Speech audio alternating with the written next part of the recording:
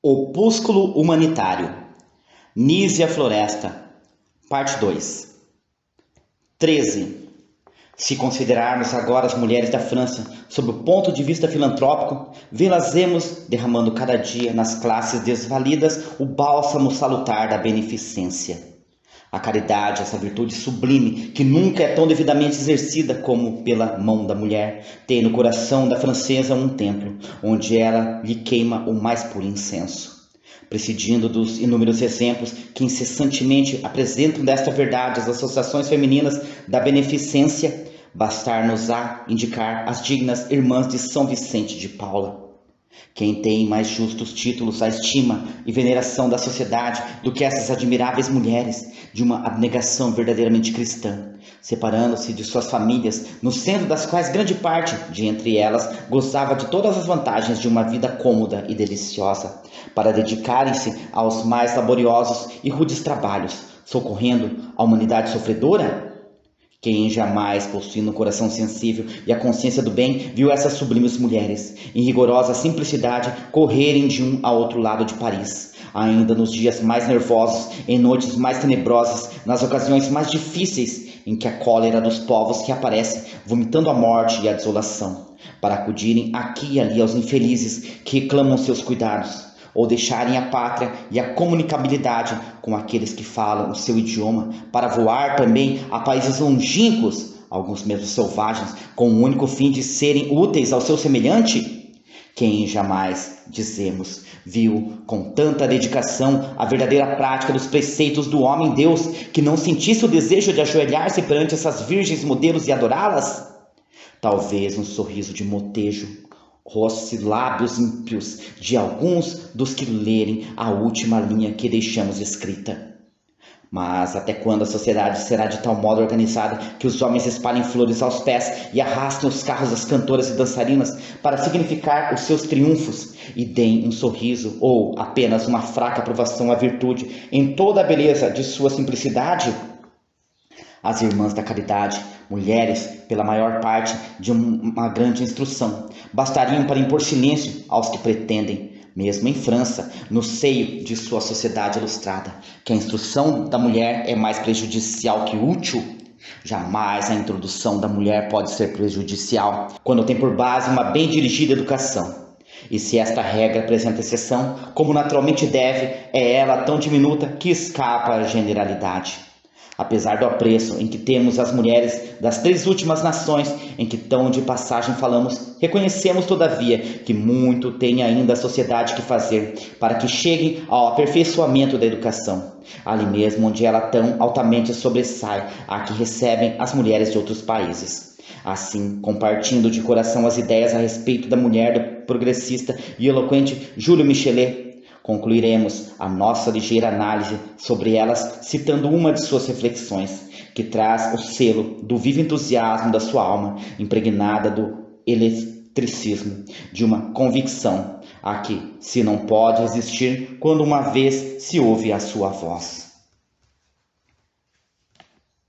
Philosophes, physiologistes, économistes, hommes de tête, non savons-ils que l'excellence de la race, la force du peuple tient support au sort de la femme, et aimer infanter, puis infanter moralement, élever les hommes. Ces temps barbares ne l'entendent pas bien encore. Voilà l'affaire de la femme. Fons hominum viventium. Que c'est qu'on ajouter à cette grande parole? 14. Passemos à América, essa poderosa rainha que se apresenta por último no palco da civilização, grandiosamente ataviada de todos os ricos dons da natureza e pulsando-lhe no peito um coração superabundante de nobres e virginais sentimentos. Os naturais dos Estados Unidos, que com nobre orgulho arrogam-se o nome exclusivo de americanos, por serem os únicos de todo este vasto continente que tem até hoje sabido devidamente compreender a grande missão a que está destinada esta parte do mundo, dão à mulher uma situação intermédia, na qual ela goza das vantagens da educação que herdou da metrópole, sem imitar os costumes aristocráticos da Europa. Os prejuízos e a afetação do bom tom das velhas sociedades não têm podido ainda conseguir inocular-se no seu espírito eminentemente positivo. Como tudo o que é novo e vigoroso, de uma origem boa e fecunda, o espírito anglo-americano tende a desenvolver as qualidades que lhe são inatas, em ordem a obter a realização das altas concepções do gênio europeu. Mas, permanecendo fiéis aos sábios princípios do imortal Washington, os filhos da União distinguem-se de todos os povos civilizados, na preferência que sabem dar a tudo o que tem o cunho da verdade e do útil. A fórmula não tem ainda um culto entre esse grande povo, e o que alguns franceses lhe notam de rigidez e princípios, levado às vezes até à grosseria, não é mais que a expressão da simplicidade e franqueza que constituem o caráter deste povo livre e independente. Grande diferença há entre a polidez dos franceses e a sequidão de maneiras que, em geral, conservam os americanos de seus antepassados. Todos sabem que quanto mais ociosa é uma nação, tanto maior é o espírito de galanteio que a domina. Os importantes trabalhos que ocupam os americanos do norte não lhe deixam tempo para a polidez dos franceses. Assim, levam eles o amor do útil a tal ponto que, sendo a sua nação uma das que possui maior número de escolas primárias e secundárias, de sociedades científicas e literárias, aprofundam somente as ciências de que podem tirar resultados aplicáveis ao engrandecimento de seu país. 15. Já se vê, pois, que um tal povo não podia negligenciar os meios mais eficazes de colocar a mulher em um estado correspondente ao seu plano de prosperidade. Na América, diz F. Cooper, a mulher parece ocupar o seu verdadeiro lugar na ordem social. Mesmo nas condições inferiores, é ela tratada com as atenções e respeitos devidos aos seres, que cremos depositários dos princípios mais puros da nossa natureza. Nos limites sagrados de sua esfera, ela está ao abrigo da corrupção que nasce de um comércio demasiadamente frequente com o mundo. É sempre a amiga de seu marido, algumas vezes seu conselheiro. Outro escritor diz ainda: em nenhuma parte a mulher é mais completamente a companheira do homem, em nenhuma parte é ela mais livre de dispor de seu coração e de sua mão, mas em parte alguma também ela tem um sentimento mais profundo de seus deveres, da santidade da sua missão providencial que transpõe o limiar da casa conjugal. No momento em que escrevemos estas linhas, um precioso livro de uma americana do norte vem oferecer-nos uma amostra da educação e do desenvolvimento da inteligência de suas mulheres. Mrs. Stowey é o verdadeiro tipo de americana e o mais perfeito modelo que se pode apresentar a todas as mulheres.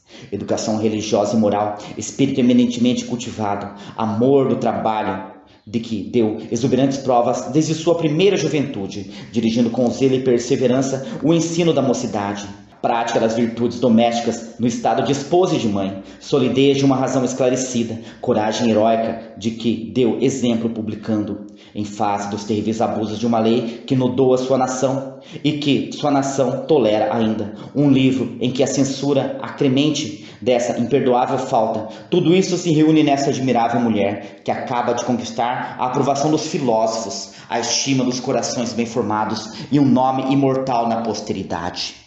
A raça anglo-saxônica, amando a verdade, tem achado meio de fazer a guerra à mentira. A célebre autora da Cabana do Pai Tomás, digna descendente desta raça, guiada pelo nobre e grandioso sentimento de humanidade, tentou resgatar sua pátria da nódoa que a deslustra, na mancha do espantoso progresso em que ela se mostra aos povos. Quando um tal modelo de perfeições morais se patenteia nos Estados Unidos, julgamos ocioso tudo o que pudéssemos acrescentar para provar o desenvolvimento progressivo da educação da mulher nessa Europa da América, que excederá bem cedo a todas as nações do mundo, pelo gênio empreendedor de seus habitantes e pelo espírito de associação e de comércio que vai tão grandemente desdobrando. 16. O livro de Mrs. Stowey é um primor de moral, de delicadeza, de estilo, de sentimentos sublimes, de preceitos cristãos simples e habilmente dirigidos por mão feminina, que sabe toda a superioridade, que tem a doce, eloquente voz da persuasão, demonstrando os crimes em presença de suas vítimas, debaixo das formas mais capazes de inspirar o interesse e a compaixão, sobre o brado da rígida moral que severamente acusa a sociedade de qualquer povo de havê-los praticado. Essa obra pode ser considerada como um moderno evangelho em que todos os corações americanos deveriam ir beber as lições de Cristo, transmitidas pelo apóstolo feminino a quem ele as inspirou. Nós, outros brasileiros, que lemos esse livro corando de opróbrio que igualmente pesa sobre a nossa cultura, nas reproduções daquelas cenas de horror que tão pateticamente descrevem a insigne Stowe, deveríamos fazer nossos filhos decorar algumas de suas páginas mais salientes, a fim de podermos guardar a consoladora esperança de que as gerações futuras farão apagar, nos que lerem um dia a nossa história, a impressão dolorosa dos crimes cometidos pelas gerações presentes sobre a mísera raça africana. Possa a mocidade brasileira, essa flor esperançosa do nosso grandioso futuro, aprender do filantropo St. Clair, do senador Byrd e de sua esposa, de Mrs. Shelby, da digna Quaker Rachel, da celeste e pequena Eva, tipo sublime de amor de caridade, e sobretudo do jovem George, os sentimentos que devem distinguir o verdadeiro cristão. 17. É tempo de voltarmos ao nosso caro Brasil, cujo interesse inspirou-nos este trabalho, e repetir a exclamação com que começamos este opúsculo. Povos do Brasil, que vos dizeis civilizados, governo que vos dizeis liberal, onde está a doação mais importante dessa civilização, desse liberalismo? Temos já transposto metade do século XIX, século marcado pelo Eterno, para nele revelar ao homem estupendos segredos da ciência tendentes a aplanar as grandes dificuldades, que se opõem à universalidade do aperfeiçoamento das ideias, em ordem a fraternizar todos os povos da terra. Temos testemunhado o empenho dos homens pensadores das nações cultas em harmonizar a educação da mulher com o grandioso porvir que se prepara à humanidade. Nada, porém, ou quase nada temos visto fazer-se para remover os obstáculos que retardam os progressos da educação de nossas mulheres, a fim de que elas possam vencer as trevas que lhes obscurecem a inteligência e conhecer as doçuras infinitas da vida intelectual, a que têm direito as mulheres de uma nação livre e civilizada. Deus depôs no coração da brasileira o germe de todas as virtudes. Vejamos o impulso que o governo e os homens da nossa nação têm dado a este germe precioso, como têm eles cultivado e feito desabrochar as flores, madurar os frutos que se deve esperar de uma planta de abundante seiva, sob os cuidados de um hábil e sábio horticultor. 18. Não ignoramos que íamos encetar uma matéria tanto mais difícil quanto teremos de ferir prejuízos inveterados e o mal entendido amor próprio daqueles que julgam as coisas em muito bom estado, só porque tal era a opinião de seus antepassados, mas o desejo ardente que nos cala na alma de ver o país colocado a par das nações progressistas nos impõe a obrigação de franca e imparcialmente analisar a educação da mulher no Brasil, esperando excitar com o nosso exemplo penas mais hábeis que a nossa a escreverem sobre um assunto que infelizmente tão desprezado tem sido entre nós. Aqueles que escrevem tão somente pelo bem da humanidade, que não por orgulho ou pela triste vaidade de fazerem-se um nome, ainda mesmo nos países onde um nome literário tem pátria e glória, não cogitam do juízo parcial dos que limitam os interesses da humanidade no mesquinho círculo de seus interesses pessoais. Não nos embala a vã pretensão de operar uma reforma no espírito de nosso país. Por demais sabemos que muitos anos, séculos talvez, serão precisos para desarraigar herdados preconceitos, a fim de que uma tal metamorfose se opere. Esperamos somente que os zelosos operários do grande edifício da civilização em nossa terra atentem para os exemplos que a história apresenta, do quanto é essencial aos povos para afirmarem a sua verdadeira felicidade ou associarem a mulher a esse importante trabalho. A esperança de que, nas gerações futuras do Brasil, ela assumirá a posição que lhe compete, nos pode somente consolar de sua sorte presente. Entretanto, sigamos o exemplo do pobre e corajoso explorador de nossas virgens florestas, exposto aqui e ali à mordedura de venenosos répteis, para rotear um campo que outros terão de semear e colher-lhes os saborosos frutos. Felizes nós, se pudéssemos conseguir o primeiro resultado desse trabalho, que muito nos lisonjaríamos de oferecer às nossas conterrâneas, como penhor do verdadeiro interesse que elas nos inspiram. 19. Mais de um moralista tem estabelecido o princípio que julgamos ter já demonstrado, isto é, que a educação da mulher muita influência tem sobre a moralidade dos povos e que é ela o característico mais saliente de sua civilização. Isto posto, indaguemos à vista do estado atual da educação das nossas brasileiras.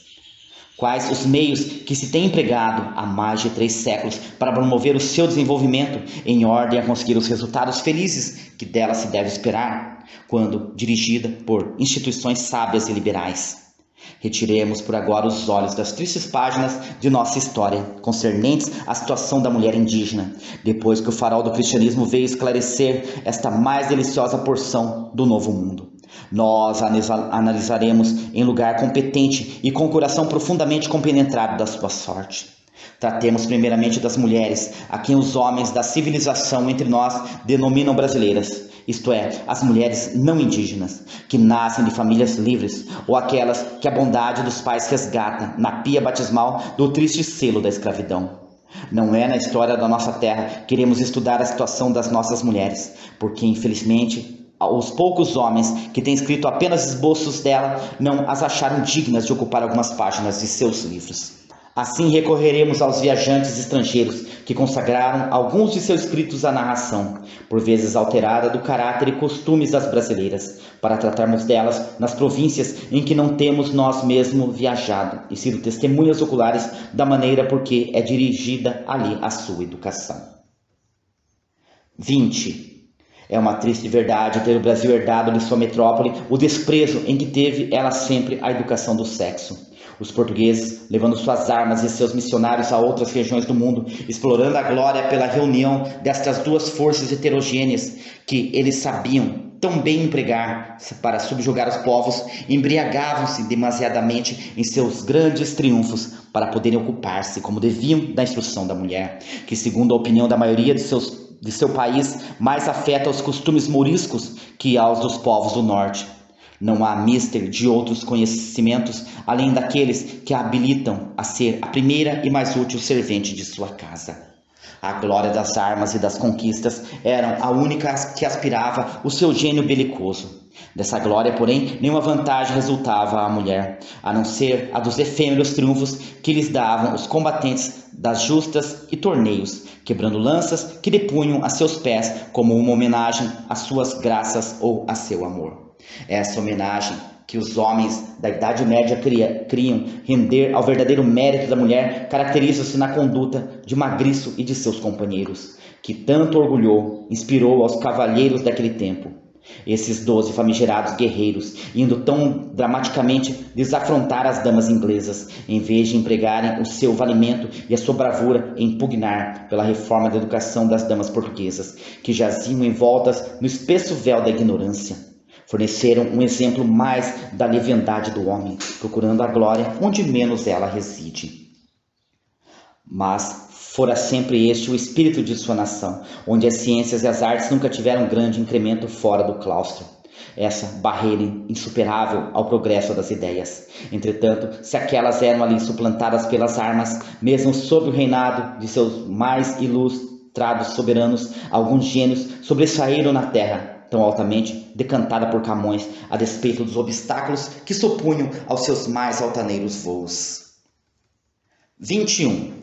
O sexo, a quem era vedado transpor o pórtico de qualquer estabelecimento científico ou literário, forneceu também, posto que, em pequeno número, alguns espíritos superiores. Citaremos Públia Hortência de Castro, que, sob os trajes masculinos, frequentou com seu irmão a Universidade de Coimbra, onde obteve os grandes conhecimentos que excitaram a admiração dos homens de sua época, inclusive Felipe II.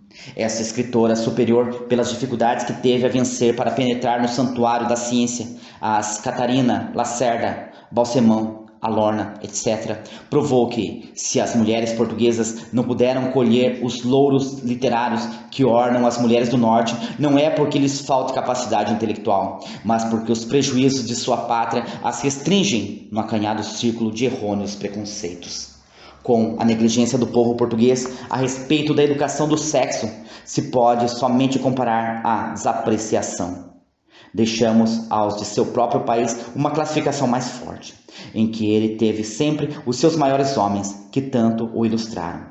O estrangeiro que percorre o histórico Portugal em procura dos monumentos elevados aos Henriques, Nuno Álvares, Castro, Gama, Camões, Pombal, etc., não pode deixar de provar a imparcialidade do vate português, quando em seu entusiasmo patriótico revoltou-se contra a injustiça de seus conterrâneos, nesta virulenta apóstrofe contida no seu Camões.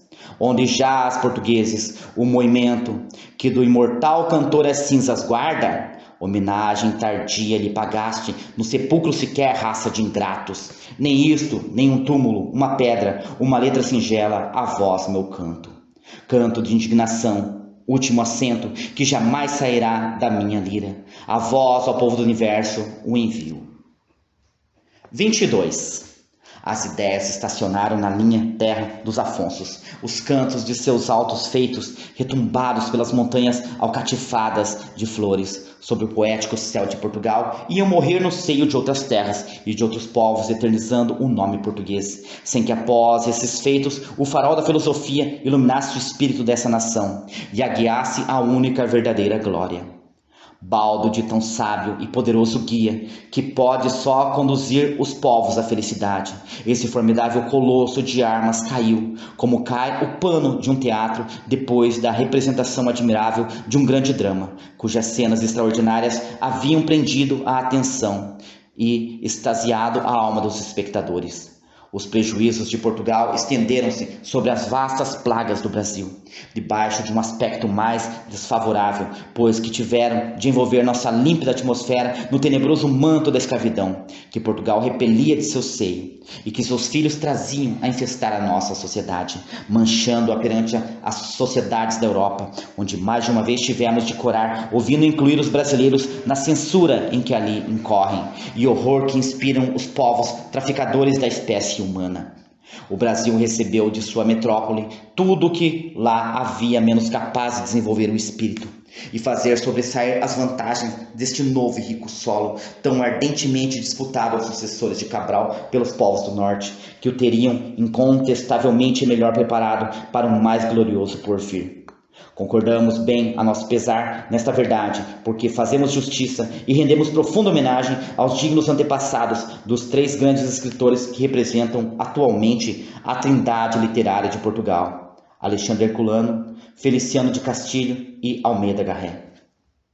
Mas todos sabem que não de homens tais, e sim de pessoas vulgares, de aventureiros intrépidos ou de condenados pelas leis de seu país, se compunha a maior parte das expedições que aportavam as praias brasileiras e iam povoando pouco a pouco este imenso território, disputando muita vez atrozmente a seus legítimos possuidores, que por tanto tempo gemeram sob o jugo iníquo do cativeiro. Pouco avultavam, pelo meio dessa geral invasão, os sentimentos humanitários dos dedicado Nóbrega e exemplar Anchieta, esses verdadeiros apóstolos do cristianismo. 23. A sede de ouro, a ambição de domínio ou caráter despótico dos que anelavam por um vasto teatro para nele representar suas cenas, por vezes mais bárbaras que as dos próprios selvagens, atraíam então ao Brasil, com algumas exceções, os colonos, donatários, governadores, capitães gerais e vice-reis. Conferia-se quando sempre cremos que, mais por ignorância do que por cálculo, a execução da lei no interior, a homens brutais ou sanguinários que, arvorados da autoridade de Capitão Mor, decidiam a seu livre-arbítrio, como tivemos a infelicidade de testemunhar ainda em nossos dias na província de Pernambuco, da vida de honestos cidadãos, de virtuosos pais de família, que caíam em seu desagrado. O nobre coração do príncipe regente Dom Pedro se havia bem compenetrado desta verdade, quando disse em seu manifesto de 6 de agosto de 1822, quando, por um acaso, se apresentara pela primeira vez esta rica e vasta região brasílica aos olhos do venturoso Cabral. Logo a avareza e o proselitismo, móveis dos descobrimentos e colônias modernas, se apoderaram dela por meio de conquista. E leis de sangue, ditadas por paixões e sórdidos interesses, firmaram a tirania portuguesa. E porquanto a ambição do poder e a sede de ouro são sempre insaciáveis e sem freio, não se esqueceu Portugal de mandar continuamente bachazes apiedados, magistrados corruptos e enxames de agentes fiscais de todas a espécie, que no delírio de suas paixões e avareza despedaçavam os laços da moral, assim pública como doméstica, etc. Bem se vê, pois, que de tais homens não podia provir vantagem alguma para o progresso das ideias e, por conseguinte, da educação da mulher. Saber habilmente manejar os bilros com que faziam grosseiras rendas, girar o fuso para reduzir o algodão ao grosso fio, pegar na agulha sem o conhecimento dos delicados trabalhos que dela se podem obter, conhecer o ponto da cauda para as diferentes compotas e doces secos, laborar a lançadeira do tear, bambolear a pequena urupema e a fina peneira para preparar depois as massas, colorir as escamas dos peixes ou adaptar as variegadas penas dos lindos pássaros tropicais à simetria das flores, que fabricavam com umas e outras, etc. Tais eram geralmente as ocupações que revelavam o talento da jovem brasileira. As excelentes qualidades que se perpetuavam, muita vez, em algumas famílias patriarcais, atraindo-lhes a estima geral, permaneciam, entretanto, como o diamante não lapidado, ocultando o seu verdadeiro brilho. 24. O Brasil, cuja importância aumentava de dia em dia pela sua população e pelas vantagens que ofereciam as suas copiosas minas e ricos produtos, permanecia ainda inteiramente dependente dos caprichos de Portugal, pigmeu insuflado de suas glórias passadas, conservando a vaidosa pretensão de continuar a reprimir o gigante, que a 2.000 léguas parecia dormitar sob a pressão de suas pesadas cadeias. A longa resignação de seus filhos, quase sempre preteridos quando em concorrência com os da metrópole na distribuição de suas graças, sempre submetidos ao despotismo, que invadia e devorava o mesmo campo da ciência, tal como o do conde de Resende, perseguidor atroz daqueles que, como nosso ilustre moralista Marquês de Maricá, se distinguiam nos trabalhos da inteligência, deixava Portugal laborar naquele erro que tão fatal tinha de ser a sua prosperidade. Sabe-se que nenhuma academia nem escola regular possuía a nossa terra até os princípios do presente século, onde os seus filhos, explorando com vantagem as ciências a que se dedicavam, pudessem obter um título que os distinguisse no mundo científico e literário. Não somente para este fim, como para terem conhecimentos exatos, até dos estudos preliminares, eram eles obrigados a ir em longínqua distância à metrópole. Se era isso uma medida política do seu governo, a nós não compete ventilá-lo. Queremos somente concluir que nesse estado nenhum recurso podia o Brasil oferecer à mulher que desejasse cultivar a sua inteligência. Embalde tentaria ela instruir-se em qualquer outra coisa, a não ser nas ocupações materiais da vida doméstica, porquanto as lições que recebiam algumas meninas nas casas intituladas escolas, onde, sentadas por terra em pequenas esteiras ou toscos estrados, abrindo de vez em quando sobre a almofada de renda ou de costura que faziam com rigorosa tarefa errados manuscritos, a cartilha do Padre Inácio, que lhes iam materialmente explicando, eram tão mal dirigidas e por vezes tão perniciosas que tendiam antes a estreitar do que a dilatar-lhes o espírito, a viciá-lo antes do que enobrecê-lo. 25. As escolas de ensino primário tinham antes o aspecto de casas penitenciárias do que de casas de educação. O método da palmatória e da vara era geralmente adotado como o melhor incentivo para o desenvolvimento da inteligência. Não era raro ver-se nessas escolas o bárbaro uso de entender o menino, que não havia bem cumprido os seus deveres escolares, em um banco e aplicarem o vergonhoso castigo do açoite. Se as meninas, que em muitos desses repugnantes estabelecimentos eram admitidas de comum com o outro sexo, ficavam isentas dessa sorte de barbaria. Não deixavam, entretanto, de presenciá-la por vezes e de receber uma impressão desfavorável, que muito concorria para enervar-lhes a delicadeza e modéstia, que de outra sorte, dirigidas, tanto realce, dão as qualidades naturais de mulher. A palmatória era o castigo menos afrontoso reservado às meninas por mulheres, em grande parte grosseiras, que faziam uso de palavras indecorosas, lançando-as ao rosto das discípulas, onde ousavam imprimir alguma vez a mão, sem nenhum respeito para com a decência, nem o menor acatamento ao importante magistério que, sem compreender, exerciam. O sistema inquisitorial das torturas infligidas às inocentes vítimas do Santo Ofício, que sob outra forma e com diverso fim transpuseram o Atlântico, presidia ao ensino da mocidade brasileira, ministrado por severos jesuítas ou por mestres charlatães, cujo mérito consistia em saber soletrar alguns clássicos portugueses e assassinar pacificamente Salustio, Tito Livio, Virgílio e Horácio. Esta inaudita e brutal severidade era sancionada por um grande número de pais, cuja educação tinha sido assim feita e cujo rigor doméstico não era menos cruel. Com algumas modificações, continuou, infelizmente, esse regime muitos tempos depois. Pais e filhos estavam ainda por educar, como se vê desta observação do Conde dos Arcos, a um mestre de escola da Bahia, que se lamentava do pouco resultado de seus grandes esforços para bem dirigir a educação de seus discípulos. Será preciso primeiramente educar os pais para que se possa conseguir a boa educação dos filhos. Não deixaremos, entretanto, passar esta observação, posto que justa, sem que acrescentemos outra, e vem a ser que não era a um filho do país a quem o Brasil deve todos os seus erros e prejuízos, que cabia censurar uma falta dele procedente e tão geralmente nele cometida. Demais, o célebre introdutor das primeiras comissões militares no Brasil, digno sectário da doutrina de Hobbes, que pretende ser o despotismo ordenado pela religião, não devia censurar a falta de uma educação esclarecida, sem a qual mais facilmente os homens se submetem ao absolutismo de seus governantes. 26. Quanto mais ignorante é um povo, tanto mais fácil é a um governo absoluto exercer sobre ele o seu ilimitado poder. É partindo desse princípio, tão contrário à marcha progressiva da civilização, que a maior parte dos homens se opõe a que se facilite à mulher os meios de cultivar o seu espírito.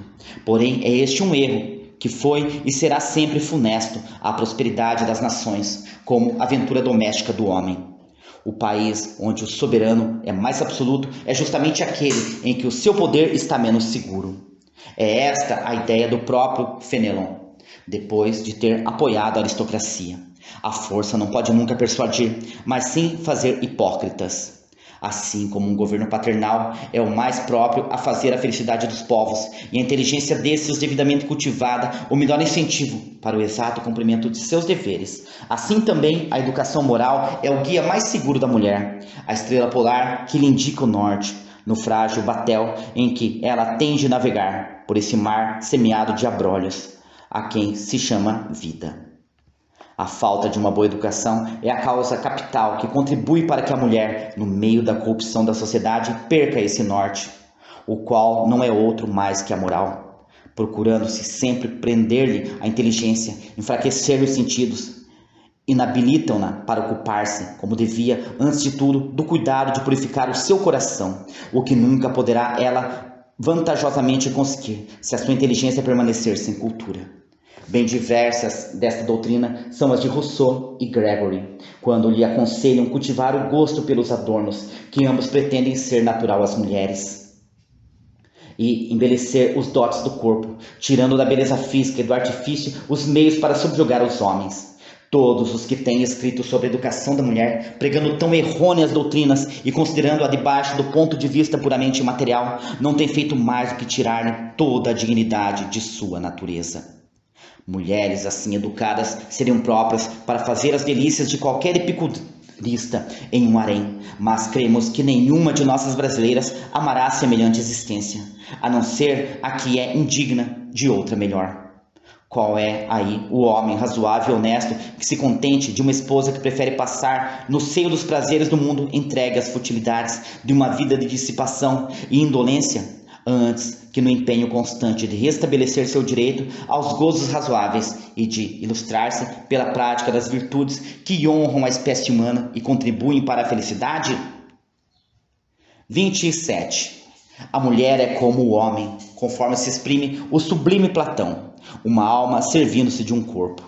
É um absurdo, pois, uma profanação mesmo, pretender-se que essa alma, obra-prima do Criador, para o seio do qual tem de volver, consagre o corpo, que anima na rápida passagem desta vida, unicamente a fúteis adornos, a graças fatícias, para deleitar as horas de ócio de uma criatura sua igual, que vemos ceder mais ao império dos sentimentos que ao da razão.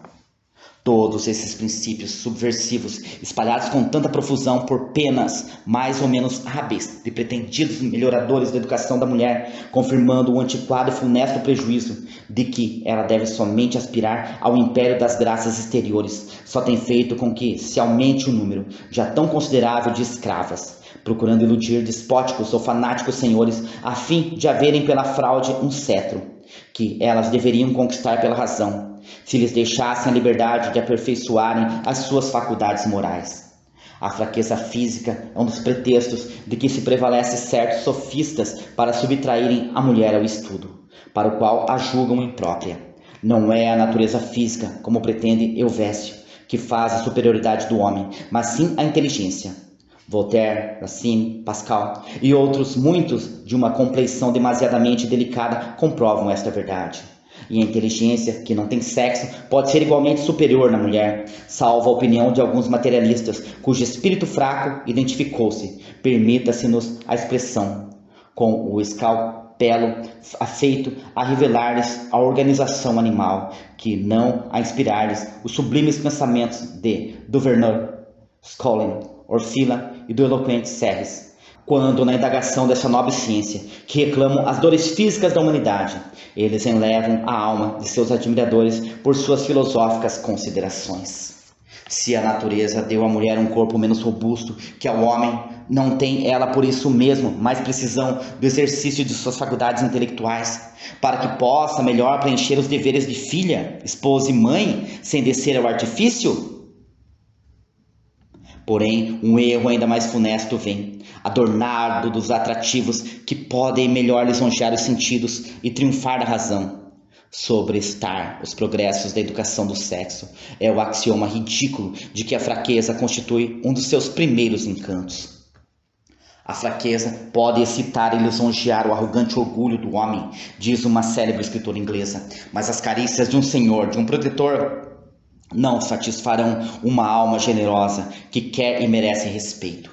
Não por certo, e o homem delicado e justo, compreendendo devidamente este respeito, sábio tributar a energia da razão que combate e não a fraqueza que se humilha.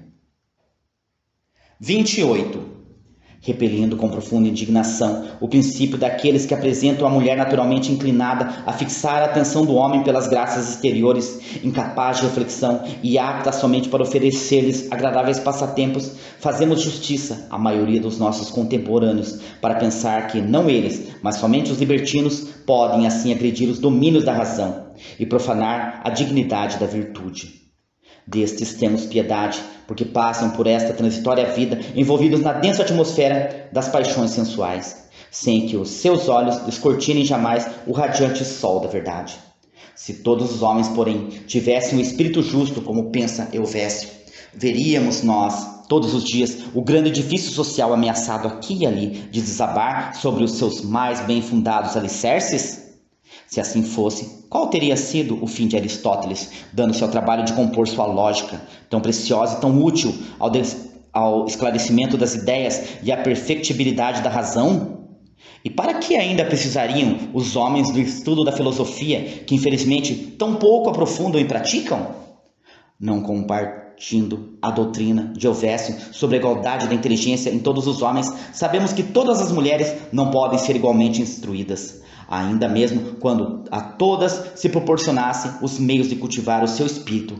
O que pretendemos é possível, justo e de rigorosa necessidade, isto é, que todas sejam bem educadas em suas respectivas situações.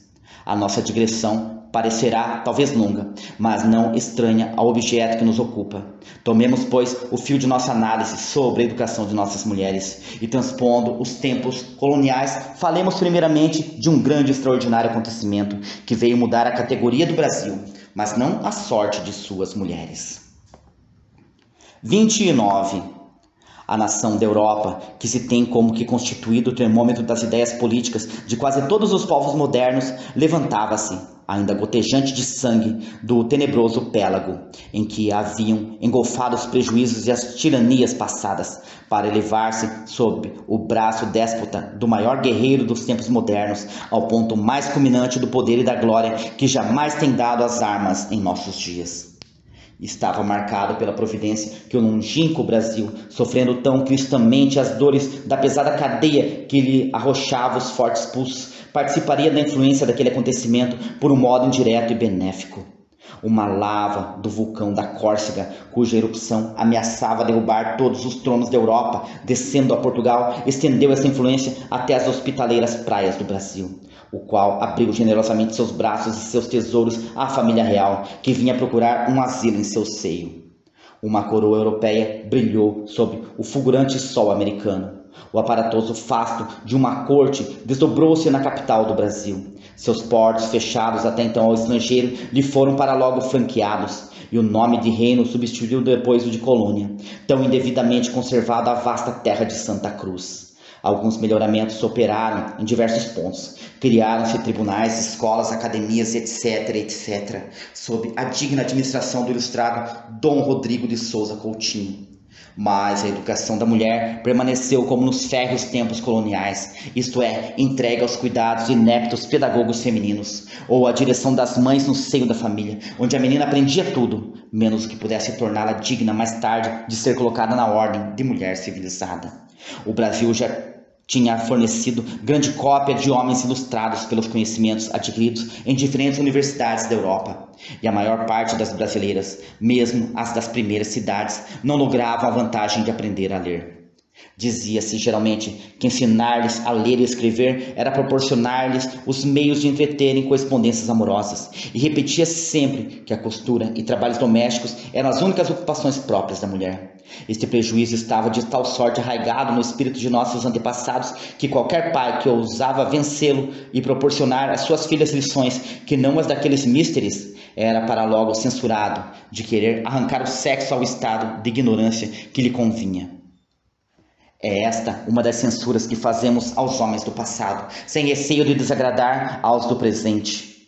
Porque, salvo as honrosas exceções, todos assim pensam ainda, não obstante muitos terem trocado o papel de completa ignorância que representavam suas filhas, pelo de uma instrução superficial e mal dirigida, que tende a viciar o espírito sem nada deixar-lhe de sua simplicidade primitiva, como demonstraremos quando chegarmos ao ponto de nossa educação atual. Continua.